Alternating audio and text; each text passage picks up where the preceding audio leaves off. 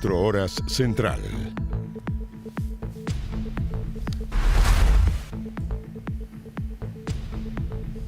Buenas noches. Hoy la Policía de Investigaciones entregó las cifras sobre asesinatos que se registran en el país durante este año a nivel nacional y llegaron a la suma de 672 homicidios. Preocupante cifra que se intensifica aún más en la región metropolitana. Aquí comienza 24 horas Central. Presentamos 24 horas Central. 672 homicidios en lo que va del año. ¿Me escuchó bien? Esa es la preocupante cifra que entregó la Policía de Investigaciones sobre los asesinatos registrados en todo el territorio. La zona más crítica es la región metropolitana, con 260. Es decir, cada día, hasta ahora, hay un asesinato. ¿Cómo estuvo la última jornada? Lo revisamos en la siguiente nota.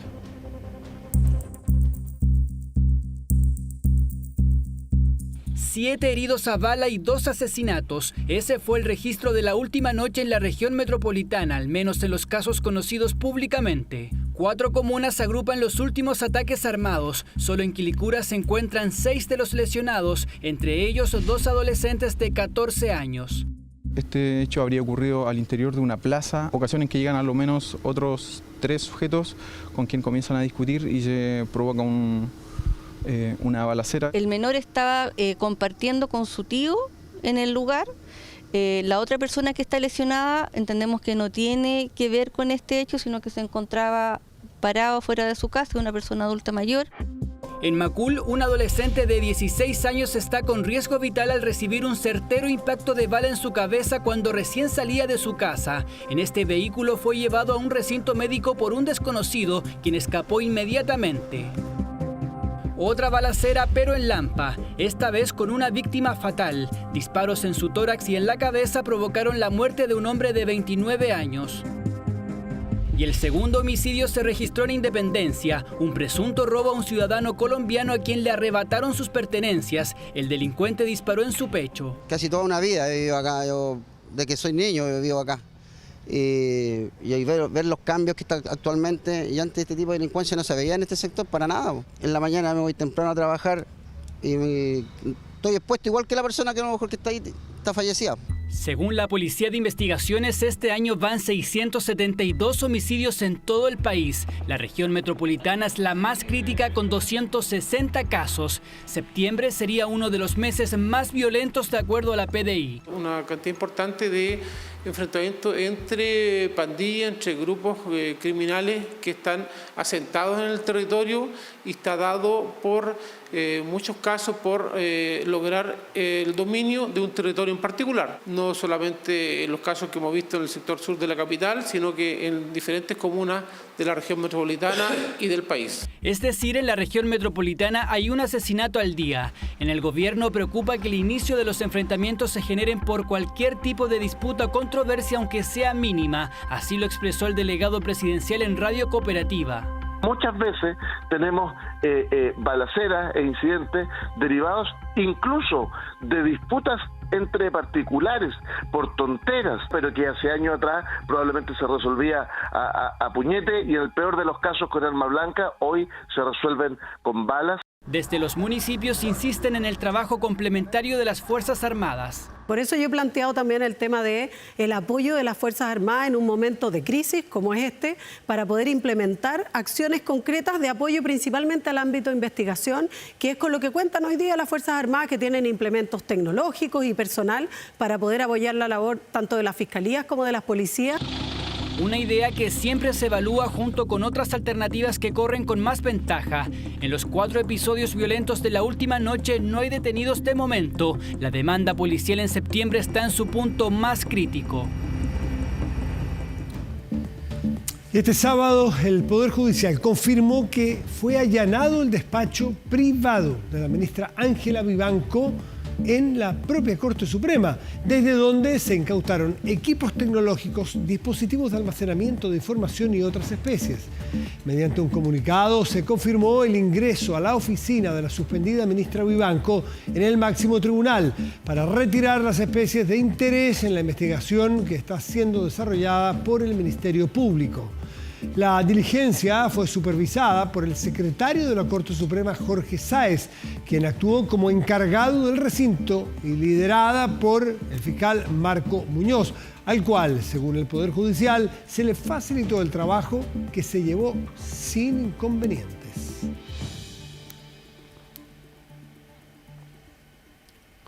Y la renuncia del general Ricardo Yáñez como general director de Carabineros derivó el foco de atención a la encargada de seguridad en el país, la ministra del Interior, Carolina Toá. Parlamentarios de la UDI y Renovación Nacional no descartan sumarse a la acusación constitucional en su contra si el presidente, Gabriel Boric, la mantiene en su cargo. La atención de la moneda ahora está en el presupuesto 2025. Hay que decir que la acusación constitucional, que aún no se presenta, fue anunciada si es que no suceden determinadas cosas que pide el Partido Republicano. Por eso es que la UDI y RN no descartan sumarse, pero no es de toda la oposición hasta ahora. Presidente, ¿qué podemos esperar de este presupuesto 2025? Les contamos al final. Tema prioritario para el presidente Boric, que este sábado en La Moneda se reunió con sus ministras y ministros para encabezar una reunión extraordinaria de Consejo de Gabinete. Presupuesto 2025 concentrado en salud, vivienda, educación y seguridad. El último que el mandatario deberá ejecutar, no redactar. La clase gobierna hasta el último día. Y el centro que le hemos dado, el concepto que tiene esta ley de presupuesto es cumplir con Chile. Cambio de foco luego de la salida este viernes del general director de Carabineros, que puso fin a las incógnitas y redujo la tensión en el gobierno. El término de los 1.408 días de la administración de Ricardo Yáñez en la institución, inevitable por el criterio que fijó el gobierno y por el que enfrentará la justicia como civil y no por el uniforme institucional. Dediqué todas mis fuerzas a normalizarnos, a fortalecer nuestra cohesión, a presentar una institución de la que estuvieran orgullosos. Yo siempre estaré orgulloso de ser carabinero y de haber sido su general director. Desde entonces, 72 horas dio el Partido Republicano para concretar la salida de la ministra del Interior, Carolina Toá. Nuevo punto de atención generado por el ultimátum al presidente Boric. Dicen que de lo contrario activaría acciones en el Congreso. Necesitamos que el gobierno entienda la crisis que estamos viviendo. Hasta el día de hoy no lo han entendido y por eso le pusimos un ultimátum al presidente Boric. O renuncia a la ministra Carolina Toá, junto con su gabinete de seguridad, o el mismo lunes presentaremos una acusación constitucional en contra de ella. La verdad, nosotros en Chile tuvimos una época en que la política se hacía con amenazas, pero esa época ya pasó. Nosotros no funcionamos con amenazas, el presidente de la República menos. Juicio político que requiere del apoyo de al menos 10 parlamentarios. Así, solo con los 13 diputados republicanos, el libelo podría ser presentado este lunes. Otros sectores de la oposición no descartan sumarse a la medida. Estamos frente a un gobierno incompetente y es por eso que si dentro de las próximas horas no hay cambios profundos en el equipo de seguridad, apoyaremos la acusación constitucional. Si el presidente Boric no hace ningún cambio, quiere decir que cree que su equipo lo está haciendo bien. Y eso es estar absolutamente desconectado de la realidad. Hablar de acusaciones a las autoridades que han estado de cabeza enfrentando los temas del crimen organizado y la inseguridad, francamente, me parece un despropósito y hay que ser muy ocioso para perseverar en aquello. El libelo contra Toá se sumaría a las acusaciones presentadas en el Congreso en contra de los ministros de la Corte Suprema, Ángela Vivanco, Sergio Muñoz y Jean-Pierre Matus. ¿El problema? El Ejecutivo ha planteado preocupación por su multiplicidad y simultaneidad. Al menos 20 diputados estarían tramitando sus contenidos en las comisiones revisoras y el hemiciclo requeriría de una sesión por libelo. ¿Le preocupa que se presente una nueva acusación? Salida de Ricardo Yáñez, que traspasó el foco de atención a la ministra Carolina Toá. Repercusiones que podrían concretarse este lunes de eventualmente presentarse la acusación constitucional en contra de la encargada de seguridad del país. En En diálogo con 24 horas, la fiscal regional metropolitana Oriente, Lorena Parra, indicó que no se va a inhabilitar en el caso Audios. Señaló que pedir ayuda a un abogado, investigado e imputado no es causal de inhabilidad. La persecutora conversó con Constanza Santamaría y toda la entrevista la puede encontrar en 24horas.cl. Escuchemos un extracto de ella. ¿Nunca pensó en inhabilitarse? Nunca pensé en inhabilitarme. Las causales de inhabilidad son de derecho estricto. ¿Ah? Y pedir ayuda a un abogado, en este caso al que iba a ser además investigado e imputado, en un proceso para ser fiscal regional, ¿no es una causal de inhabilidad? No es una causal de inhabilidad, además que ahí hay una diferencia. Yo le pido a él apoyo, y el apoyo no es que me designe fiscal regional, ni que hable cosas de mí que se exageren o que él no sepa. Lo que yo le pido es que entregue el currículum a aquellos ministros a los que yo no he podido tener acceso, porque el sistema funciona así, y que dé referencias de mi desempeño. Punto. Eso no va condicionado a nada más, a ningún favor ni a ningún beneficio. ¿No la deja usted en una posición de deberle un favor a Luis Hermosilla? De ninguna manera. De ninguna manera. ¿Por qué tendríamos que pensar que por el solo hecho de pasar un currículum para que una persona dé referencias del trabajo que conoce directamente de uno va a quedar endeudado? ¿Nunca lo sintió así? Nunca lo sentí así. Claro, pero ¿no considera que quedó de alguna manera expuesta o vulnerable a cualquier ataque, que es lo que está pasando ahora? De hecho, la defensa está usando esto para esta relación y estos WhatsApp para tratar de inhabilitarla. Mire, ¿sabe qué? Yo me esperé tener una discusión jurídica en la audiencia. Esa es la verdad. Yo esperé argumentos jurídicos que dijeran relación con la existencia del delito, con la participación, con la necesidad de cautela. Como no hay causal objetiva de inhabilidad, no pensé que esto se iba a utilizar de la manera que se está utilizando. ¿En serio? ¿Nunca lo pensó? No lo pensé y hoy día me doy cuenta que se está haciendo para desviar el foco. Estas imágenes corresponden a un centro de salud familiar de Coronel, en la región del Biobío. Parte del recinto está blindado hace ya 2 años para justamente evitar hechos de violencia. Una medida de seguridad que ahora se está barajando para algunos CESFAM de la capital por los diversos delitos que los afectan, como en el caso del recinto de salud Cardenal Raúl Silva Enríquez en Puente Alto, que hoy recibió nuevas amenazas. Vehículo Hyundai Sonata gris y Chevrolet Prisma color blanco, con individuos al interior de cada uno de ellos exhibiendo armamento, al parecer de fuego. Conversación radial de Carabineros de este sábado, una nueva amenaza que habría recibido el Centro Familiar Cardenal Raúl Silva Enríquez en Puente Alto. Huyeron por Estación El Canelo al oriente. Relatan que personas en 2 autos mostraron a los funcionarios policiales que resguardan el lugar armas que podrían ser de fuego. Este sábado es la 3ª jornada que este CESFAM amanece así y atienden solo urgencias. Igual un poco miedo, da miedo igual. Está bien que ande Carabinero, uno se siente así como que sabe que algo pasó, entonces anda más tenso.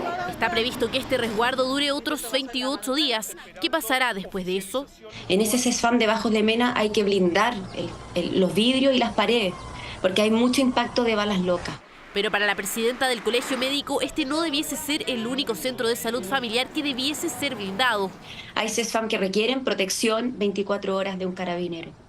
Hay CESFAM que requieren guardias y hospitales que requieren guardias. Blindajes que están siendo analizados por el gobierno. Y es como algo que te choca un poco, pero da seguridad igual. No sé, yo creo que sería generar más tensión. Opiniones dispares de una medida que ya ha sido aplicada. Coronel se convirtió en la primera comuna del 2022 en blindar algunas de las dependencias del CESFAM Lagunillas. La razón: la puerta blindada sí brinda una sensación de seguridad mayor. Es un servicio crítico y estamos siempre como propensos a actos de violencia. Entonces, igual se han suscitado, pero en menos escala. El acceso o la puerta nos da como un poquito más de tranquilidad, un poquito más de seguridad. Esta es la puerta de acceso a los box de urgencias. Se cierra cada vez que un paciente ingresa. Y nosotros lo evaluamos positivo y creemos que eso debería aplicarse en todos los lugares donde estamos teniendo estos conflictos. Porque dicen, la violencia en centros de salud no es aislada y se repite a lo largo del tiempo. Enfrentamiento a cuchillazos en Chiguayante. También destrozaron el mobiliario del lugar, que está a disposición de la comunidad. En San Pedro de la Paz, utilizado como escape por quienes participaron de una balacera. Nosotros necesitamos con urgencia que se blinden nuestros servicios de urgencia. Un apuñalado dentro del CEFAM en Curicó.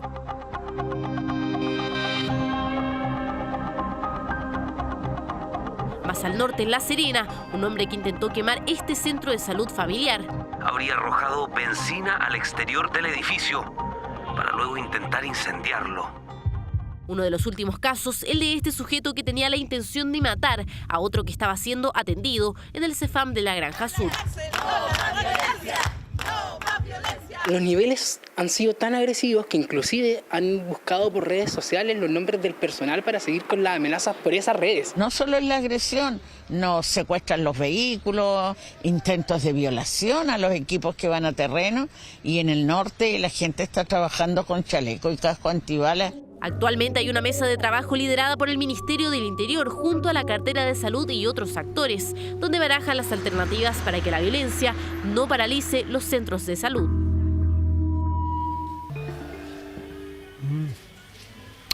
Bueno, como podemos ver, el mundo está muy pendiente a lo que ocurre en esa zona. Y bueno, volvemos a nuestro país. A solo días de su reapertura ocurrió lo impensado en la avenida Borgoño, un nuevo deslizamiento de rocas a pasos del nuevo camino. Emergencia que generó de inmediato preocupación entre sus vecinos y locatarios. Era tal fuerza que ni la reja de protección pudo evitar que estas rocas cayeran a la ruta. El lugar que usted ya conoce, Avenida Borgoño, reabierto hace solo algunos días, después de un año cerrado producto de... Así es, el fantasma del socavón a las faldas del Kandinsky aún está presente en Reñaca. Riesgo latente, dicen vecinos y turistas, que esperan no vuelva a ocurrir. Está bien, pero le falta un poco todavía. Le falta. Da miedo pasar poco por ahí que se le viene el cerro encima.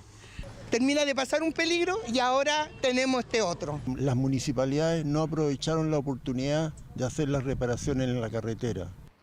Es por eso que todavía quedan algunos carteles de advertencia, pero el tránsito está completamente habilitado a un año de la emergencia. Vital camino que urgía despejar, más ahora que la temporada estival está a la vuelta de la esquina. Sí, aparte que es bonito. Igual es bonito. Ahora que se viene el verano, es importante el tema del turismo. Bien, se ve seguro. Igual sería bueno que no dejen pasar alto tonelaje. Perfecto. Tengo una crítica, sí, deberían haber aprovechado a arreglar un poco el camino.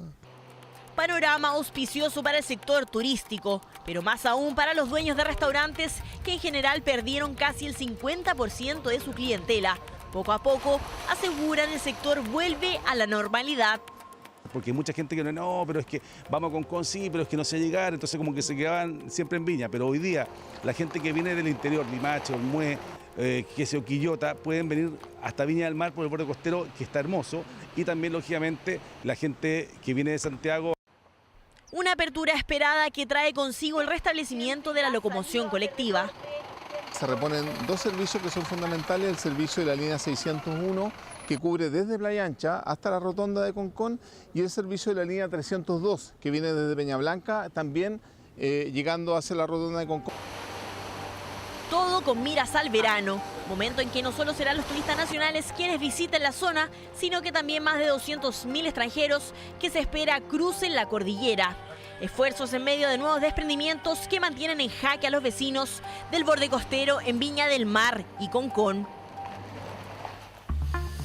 Desde el mítico zapato del furioso líder soviético Nikita Khrushchev hasta el clásico Huele a azufre de Hugo Chávez, son solo algunos de los momentos más recordados que se han vivido en medio de la Asamblea General de la ONU y que en medio de su edición número 79 quisimos recordar junto a dos expertas.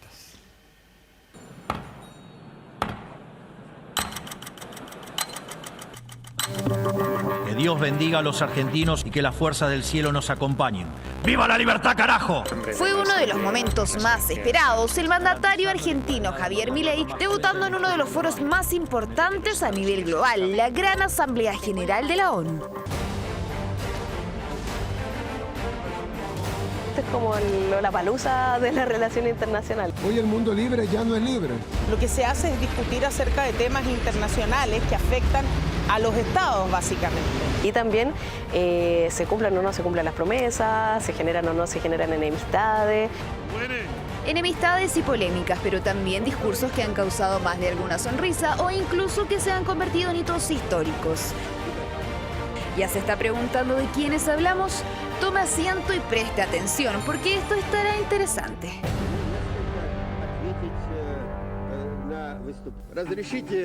El 13 de octubre de 1960, de nuevo en el contexto de la Asamblea de la ONU, ¿qué es lo que estaba pasando? Recordemos que estábamos en plena Guerra Fría, y eso ya es un tema. ¿Quién es Nikita Khrushchev? El secretario general del Partido Comunista y líder de la Unión Soviética.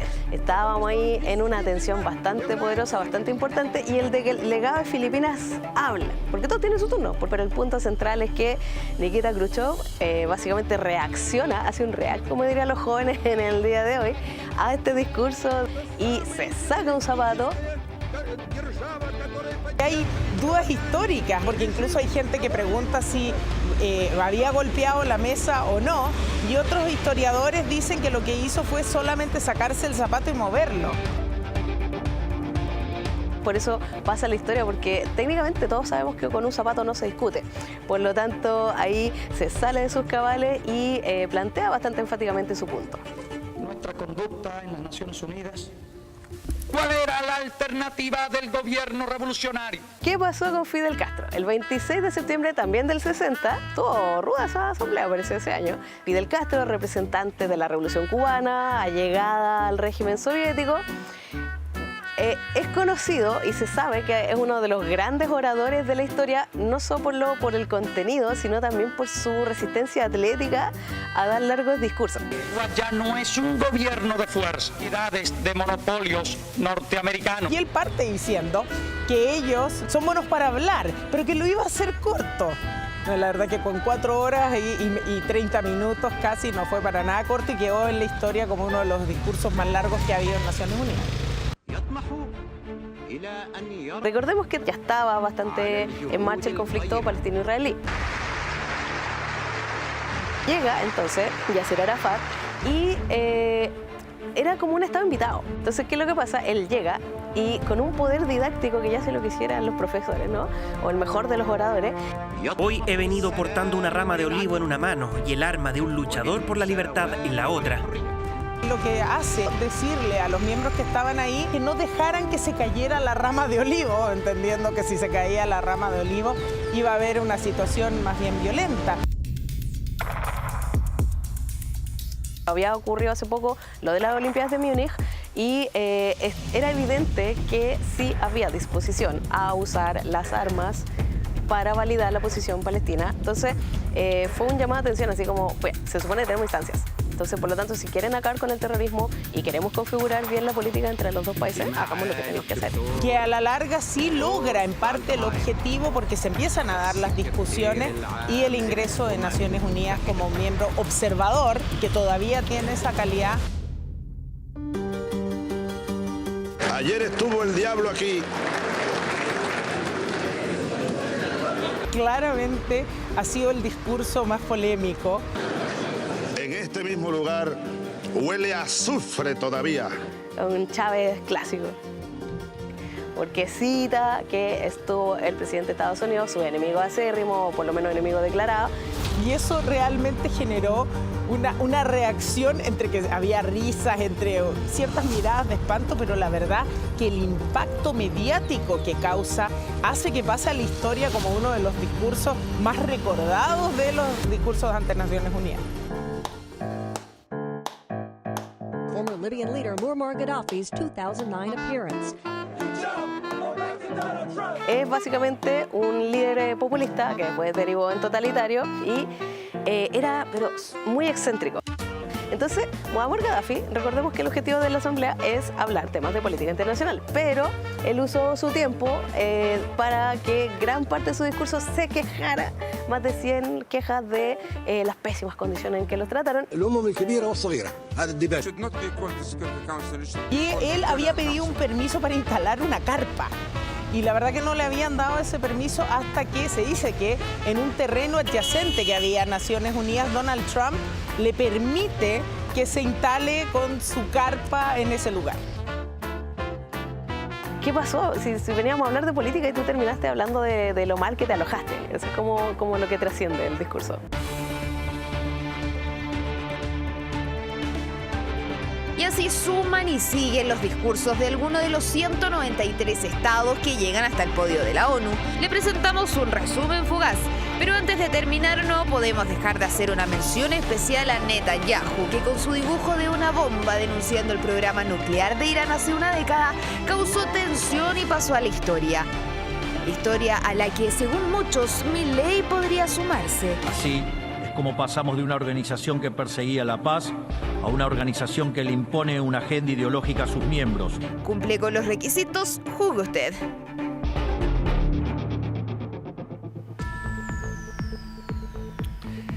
El universo nos regala dos eventos astronómicos imperdibles.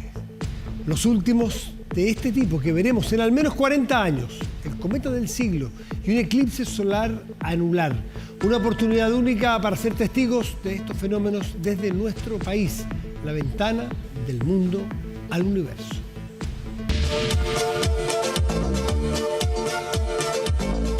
En 1986, el mundo miró al cielo para ser testigo del regreso de un visitante cósmico que muchos verían solo una vez en la vida, el cometa Halley. Era la noticia más importante de todo el mundo, ¿no? Era cuando yo era joven, pero yo no vi nada. ¿Y ahora le gustaría, por ejemplo, ver uno? Podría ser, ¿no? Es factible. Ahora una nueva maravilla celeste promete robarse la atención de millones. El cometa del siglo ya comenzó a brillar.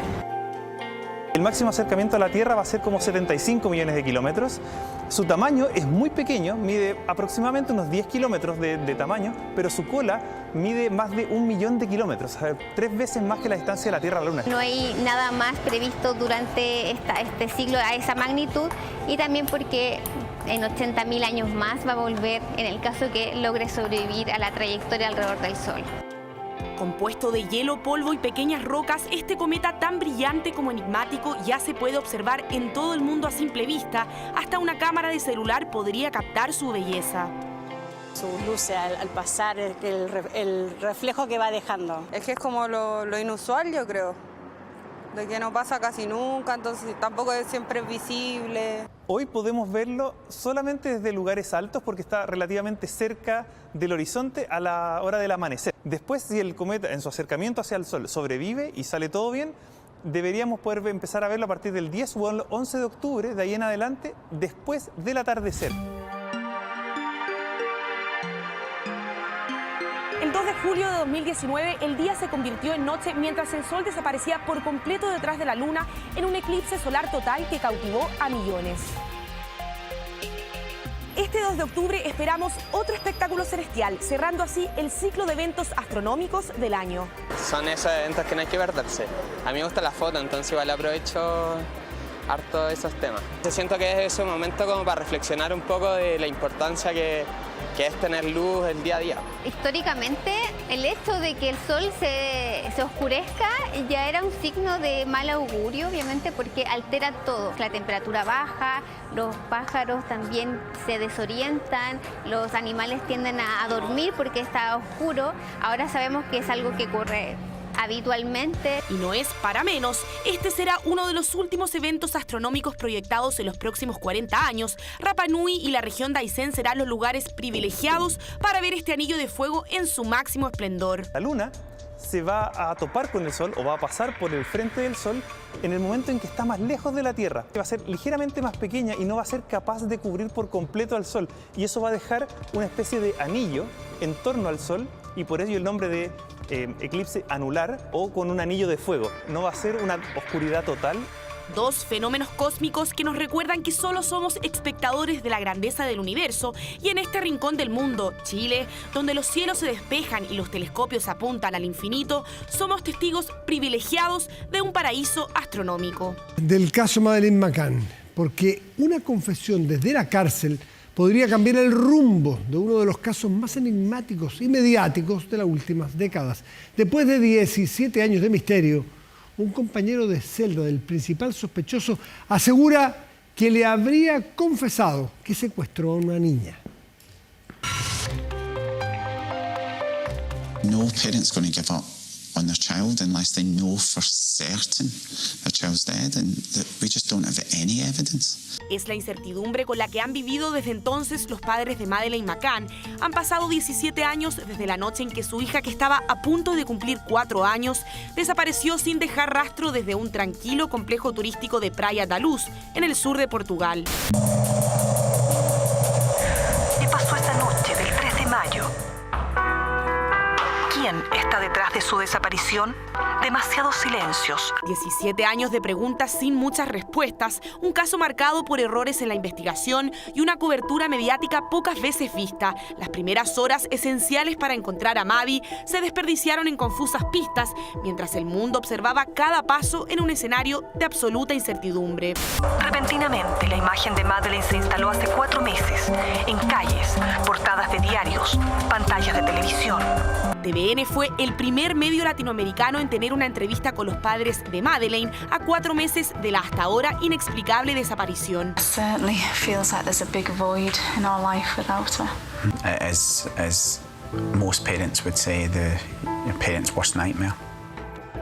Una pesadilla de la que aún no despiertan. Precisamente esta semana se dieron a conocer nuevos detalles que reavivan el caso. Un verdadero vuelco sufrió el caso de la desaparición de Madeleine McCann. Esto luego de que la justicia alemana diera luz verde a la imputación del principal sospechoso de este caso. Se trata del alemán Christian Brueckner, de 47 años, quien cumple condena por violación en su país y es desde hace años el principal sospechoso de la desaparición de Madeleine. Laurentiu Codin, su compañero de celda en 2019, asegura que Brueckner le habría confesado que secuestró a una niña. Me dijo que robó en Portugal. Había una ventana abierta y él entró. No encontró dinero, pero una niña. Luego se la llevó. Según el testigo, Brueckner le pidió consejo en relación con el secuestro de la menor. Dijo que saltó por la ventana para sostenerse. Luego me preguntó si podría haber dejado algún rastro. Christian Brueckner ha sido acusado de 5 delitos sexuales y actualmente cumple condena en la cárcel de Braunschweig. Dijo que era dueño de un autobús, que cogía niños y abusaba de ellos. Él dijo, puedes retenerla por 2 o 3 días y luego liberarla nuevamente. Pero no todo es tan claro como parece. Las declaraciones de Laurentiu fueron en un juicio que no se trata de Maddie y según Bild, el medio alemán que las reveló, solo pudo aportar algunos fundamentos de las acusaciones formuladas. There's always been a possibility that she might not be alive. Even from the very first minute that we realised she wasn't there. I mean, we spent the first 3 or 4 days we couldn't think of anything else. That's all we could think of, that she'd been taken and killed. La confesión de un compañero de prisión del principal sospechoso del caso podría abrir ahora nuevas puertas en uno de los casos policiales más impactantes del siglo XXI. Una historia cuyas respuestas definitivas aún no se resuelven.